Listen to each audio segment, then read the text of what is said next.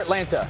Falcons had a 14-0 lead, and Tom Brady and the offense could get nothing going in the first half. And a big part of it was protection. One, you're getting beat, and then two, there's no plan here for the pressure, for the blitz answer. That's the story of the first half. A bad plan to handle blitz. So it's 17-0 in favor of Atlanta, but then here comes Brady starting to cook in the third quarter. Look at this strike. Brady, look at this throw, man. Like, watch it from the back angle. You're going to see Tom Brady go from his left, scan back to the right, snap the head, and then watch this absolute rope to Mike Evans by Tom Brady.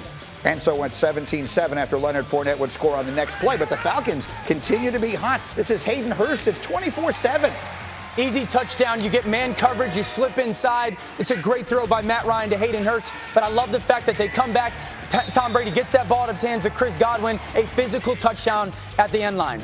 That made it 24-14, and then here comes Gronk, and now they're cooking again, and then it's going to be Leonard Fournette taking it in, and Dan, they're right back in at 24-21. Yeah, a little bit of rhythm. You got Gronk one-on-one, and then the physicality of their run game. Leonard Fournette finishes, and Tampa Bay starting to get something going on offense. And here comes the moment. Bucs down 27-24, 6 minutes to play. Antonio Brown, welcome to the end zone. What a throw. I mean, you talk about a laser from Tom Brady, 43 years old. I don't want to hear it. That ball was absolutely ripped, and then that defense got going a little bit. Pressure package finally got to Matt Ryan. Easy sack for that defense. The defense holds on. AB scores for the first time as a Buccaneer. Brady throws for 390. Tampa, the win. My comments to the team after the game is, if we could play 30 minutes like that, why the hell can't we play 60? And it's frustrating. But Tom he's always been a fourth quarter player, so it's kind of what we expect to do.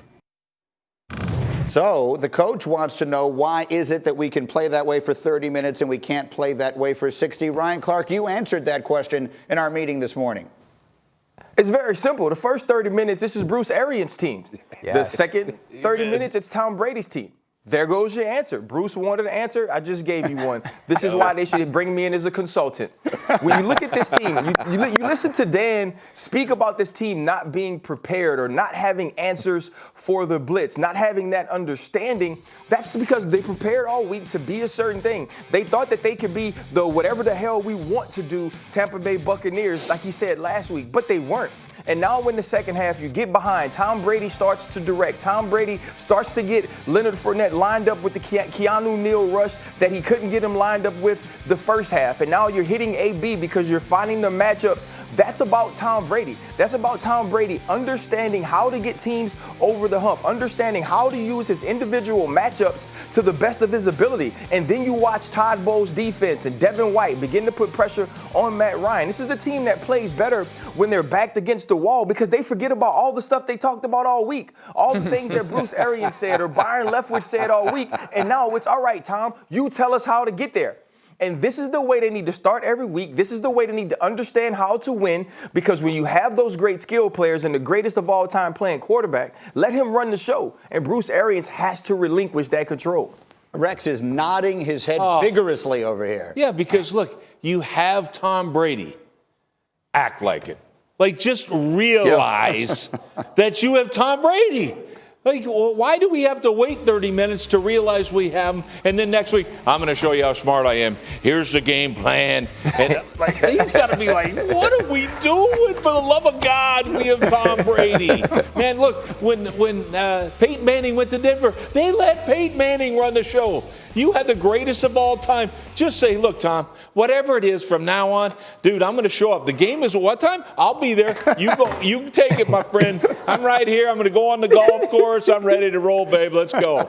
It's all you. Dan, get more specific. What is it in the second half? Take me through it. I could hear you in your voice, the enthusiasm during the highlight. What is it that you're seeing in that second half? Okay, so in the first half, RC touched on it. Like, there's no plan for handling pressure. It's to handle pressure, it's either get the ball out or commit numbers to protecting it. They did neither of that in the first half. And then the second half, you watch them bringing in an extra tight end. You watch them use a little bit more play action. They committed 6 or 7 guys into their protection because Atlanta had so much success. And all of a sudden, it's like, wait, we're keeping Tom Brady clean. And then I've said this for weeks. Your receivers don't need help. They're that good. All you have to do is make sure the quarterback is upright. All you have to do is make sure that you have the wall in front of him. When the wall is in front of him, he will cook.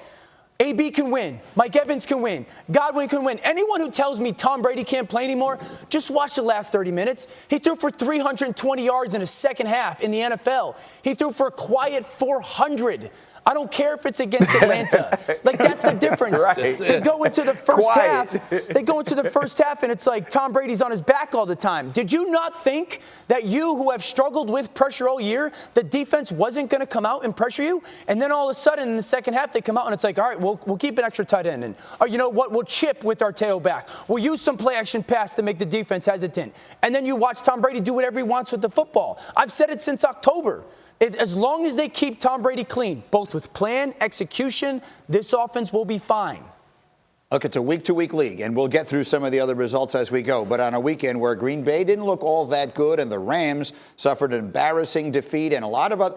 New Orleans loses a game yesterday. This week, the Buccaneers look like a potential Super Bowl team with the way they played in that second half. Everybody stay close. Much more NFL as we continue. But to the next order of business, and that is Selection Sunday. The decisions made and the college football playoff matchups will be Alabama and Notre Dame in the Rose Bowl. They'll play that game in Dallas. Clemson and Ohio State in the Sugar Bowl, as usual in New Orleans. It's the third time that Alabama has gone wire to wire atop the college football playoff rankings in a season, and you see how it broke down there with Texas A&M at 5, Oklahoma at 6, and here they are. Those who have been covering it for us all through the season, Heather Dinich and Paul Feinbaum getting up early for us here. Heather, I texted you during the Saturday night, during the Clemson-Notre Dame game, and I said, could Notre Dame get blown right out of this playoff? And we were sort of speculating whether or not it could happen. Why didn't it? Why did the committee leave them in at 4? Because everyone has to remember that it is the entire body of work. We tend to get wrapped up in the moment. Oh my gosh, they got blown out. This is terrible. But the previous 10 games, including a win earlier in November against a top 4 Clemson team, that still counts. Yes, the committee absolutely reconsidered that win after what they saw on Saturday and recognized that it was a totally different game against a totally different Clemson team. But they still give them credit for the win as a win on the road against a top 15 North Carolina team. At the end of the day, this committee, whether you agree with the picks or not, used its protocol. Strength of schedule is one of them, and the Irish beat the Aggies in that aspect in that committee meeting room. So, Paul, that was the decision they made. Was it the right one? It was the right one, but it was not a good choice at all because Greeny, neither choice was really very good. I mean, you could have done the same thing with Ohio State. This committee used the protocol. They had one significant win of the two, and it was, as Heather says, the Notre Dame win against Clemson. That trumped everything else. A&M did not have a really good cause. I mean, they play in a great league, but their signature win was